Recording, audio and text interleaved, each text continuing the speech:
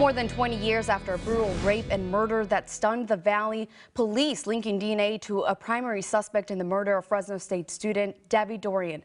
Dorian, who was 22 years old, was a Fresno State student who was found bound, gagged, and murdered in her apartment back in August of 1996. But investigators never gave up, and today countless hours of hard work paid off. Our Madero's Bab joins us live. Madero's Nikki Stain is now the primary suspect, right?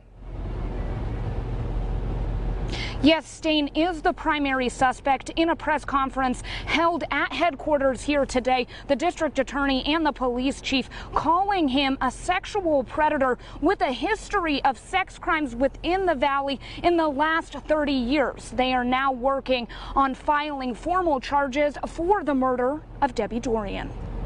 Nikki Stain is every woman's nightmare. He appears to be a regular person, and he is a sexual predator who has terrorized women throughout this valley. On August 22nd, 1996, Debbie Dorian's father hadn't heard from his daughter. When he learned she hadn't showed up to work the day before, he went to her apartment, where he found his 22-year-old daughter dead. And I can't imagine as a father going into an apartment and finding my daughter, who had been bound and gagged and raped and murdered. In an interview we did in 2016, Dorian's mother, Sarah Levin, describes Debbie as beautiful, funny, and energetic. Levin now forever heartbroken. I wish I'd been there.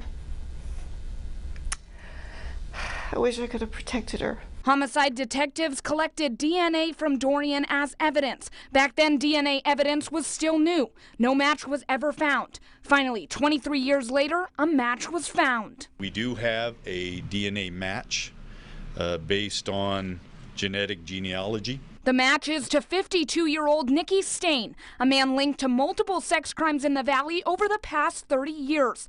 Police say he would target young women, threaten them with a gun, and take them into a secluded area to commit the crime. He is in custody in Visalia for a series of cold case sexual assaults.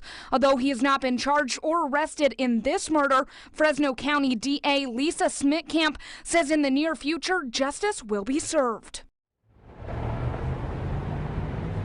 The DA and chief did not say when charges will be filed, but they did say once they are, more information will become available. Reporting live from headquarters, Madero's Bab, KC24, local news that matters.